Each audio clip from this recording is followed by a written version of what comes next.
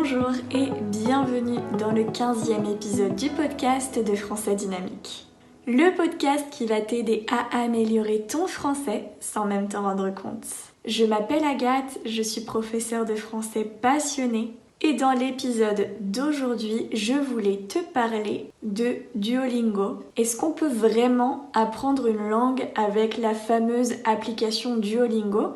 Si tu ne connais pas cette application, c'est une application qui te permet d'apprendre une langue. Tous les jours, tu peux apprendre grâce à l'application et tu peux apprendre évidemment du vocabulaire. Tu as aussi la possibilité de parler, d'enregistrer ta voix et aussi de pratiquer la compréhension et l'expression écrite. Alors j'ai décidé de parler de cette application parce que c'est vrai qu'il y a quelques années j'étais un peu contre cette application parce que je pensais que finalement on n'apprenait pas réellement une langue grâce à cette application et comme on dit en français, il n'y a que les imbéciles qui ne changent pas d'avis.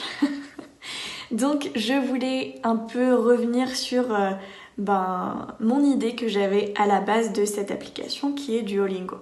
Mais je pense que ça vaut pour toutes les autres applications, c'est juste que Duolingo c'est celle que moi j'ai testée. Donc je pense que c'est important de te dire que peut-être que tu as vu dans l'épisode avec Grace que j'ai fait il y a quelques semaines que j'avais dit que j'étais en train d'apprendre le danois. Et il y a quelques jours, j'ai fêté mon 100e jour d'apprentissage du danois sur Duolingo. Donc oui, je n'apprends pas le danois avec un professeur, mais j'ai décidé de commencer petit à petit avec Duolingo. Donc j'ai un recul déjà de 3 mois et demi environ avec l'application. Il y a quelque chose qui est assez intéressant, c'est que je me rappelle il y a environ 10 ans de ça, ou peut-être un petit peu plus, je sais plus exactement.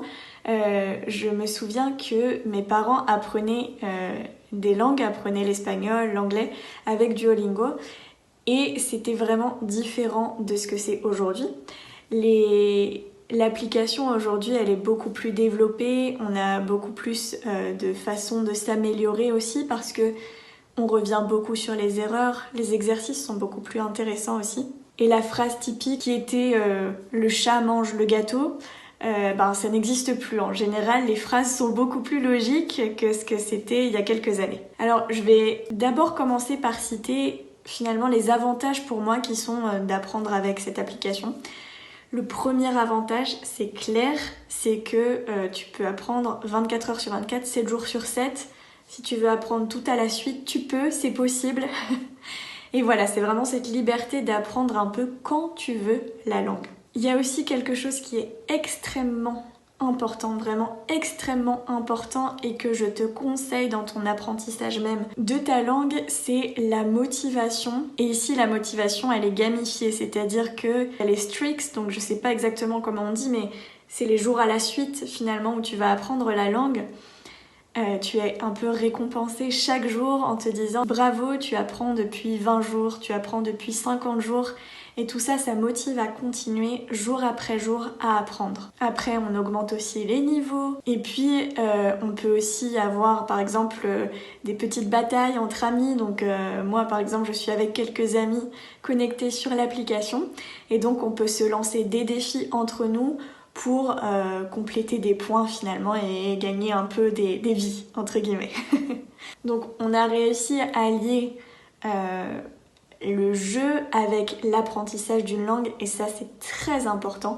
Et je te conseille vraiment quand tu vas apprendre le français ou une autre langue, si tu veux apprendre une autre langue, c'est vraiment de trouver une motivation, de trouver quelque chose qui va te faire avancer finalement et où tu vas te dire ok, là ça fait une semaine que j'ai commencé, ça fait 3 mois, ok, je continue, mon prochain objectif c'est 6 mois par exemple, ok ? Ça c'est super important quand tu commences à apprendre une langue, c'est clair. On peut aussi se rendre compte que finalement au bout de 3 mois, alors c'est vrai que si je prenais des cours particuliers, mais j'en parlerai juste après, si je prenais des cours particuliers de danois, c'est vrai que je pense que je pourrais dire plus de choses. Mais c'est assez gratifiant le fait de pouvoir apprendre cette langue et de finalement, j'ai pas de professeur, mais juste je fais peut-être 3 à 5 minutes par jour maximum. Vraiment, je suis pas du tout appliquée, je fais pas une demi-heure par jour ou quoi. Mais vraiment le fait de faire un petit peu chaque jour, mais tous les jours, c'est ça qui est extrêmement important. Je le dis toujours à mes élèves, le plus important c'est la constance et la motivation quand on apprend une langue. S'il nous manque un de ces deux facteurs, c'est mort. C'est mort. Je vous le dis tout de suite, ça va être super compliqué de vraiment progresser. Mais après 3 mois, juste à travers une application en faisant 3 minutes par jour, je sais que je peux déjà faire des phrases, je peux déjà dire quelques mots. Selon l'application, j'ai appris plus de 100 ou 150 mots. Alors, si j'y pense comme ça, je pourrais pas vraiment les retranscrire, mais peut-être que si je les lis, je vais les comprendre, etc. Donc, évidemment, je pense que là, on va un peu tourner vers les limites d'apprendre avec une application. Mais je pense que oui, la limite, c'est que finalement, on est moins libre que si j'étais avec un professeur. Par exemple, un professeur en cours particulier, j'aurais plus l'opportunité de pratiquer et je pourrais poser mes questions, etc. Parce que aussi, autre chose assez importante, c'est qu'il n'y a pas d'explication de grammaire. En tout cas, je ne l'ai pas trouvé dans l'application. Donc parfois, je ne comprends pas certains points de grammaire et je pense que ça peut être problématique. En tout cas, moi, j'ai vraiment le besoin de comprendre comment fonctionne la structure d'une phrase pour pouvoir ensuite me corriger. Donc il y a certaines personnes qui apprennent par cœur et ça leur pose pas problème, mais moi, j'ai besoin de comprendre comment ça fonctionne et ça, c'est pas expliqué. J'ai déjà dû chercher par moi-même pour comprendre comment ça fonctionnait. Après, franchement, depuis tout ce temps où j'apprends le danois, j'ai jamais vraiment eu l'envie d'arrêter, mais je peux comprendre que parfois on est un peu démotivé, on a la notification « est-ce que tu pratiquerais pas un peu ton danois ou une autre langue ?» Et ça peut être un peu problématique. Alors, je voulais aussi dire que je suis en train de l'apprendre au niveau débutant. Ça serait intéressant de commencer à un niveau peut-être intermédiaire, une langue qu'on connaît déjà, pour voir comment ça se passe. Est-ce qu'on peut pratiquer? Est-ce qu'on arrive aussi à s'améliorer autant? Je pense que oui.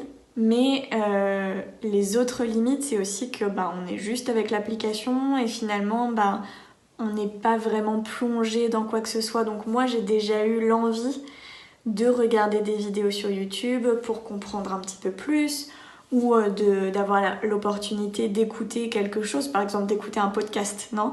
Comme tu pourrais le faire maintenant pour améliorer ton français. J'en profite d'ailleurs pour te dire que si tu veux améliorer ton français en ce mois de décembre, tu peux t'inscrire gratuitement au club privé de français dynamique pour recevoir le PDF complet avec la transcription, la traduction des épisodes.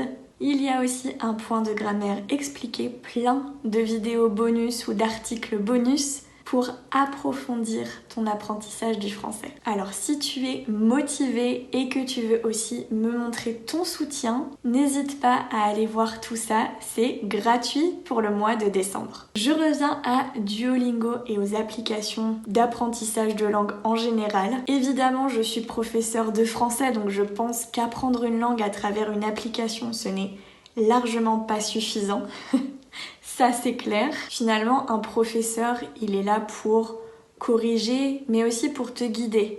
Non, pour te guider à comprendre pourquoi tu fais une erreur, comment est-ce que tu peux l'améliorer, éviter de la répéter, trouver du matériel qui pourrait être plus en adéquation avec ton apprentissage et avec comment tu t'améliores dans la langue aussi. Aussi avec tes goûts, ce que tu aimes, ce que tu n'aimes pas dans la vie en général. Donc c'est ça, dans mes cours en général, j'aime bien qu'on utilise la conversation. J'aime beaucoup le fait que mes élèves puissent parler librement de ce dont ils ont envie, puisque pour moi le plus important, c'est qu'ils prennent confiance lorsqu'ils parlent en français. D'ailleurs, si tu es intéressé par des cours de français, de conversation, tu peux m'envoyer un message. Et voilà, finalement, si je peux faire un petit bilan, une petite conclusion après 3 mois d'apprentissage du danois avec Duolingo, je pense que pour résumer, le plus difficile, ce sont les points de grammaire, comprendre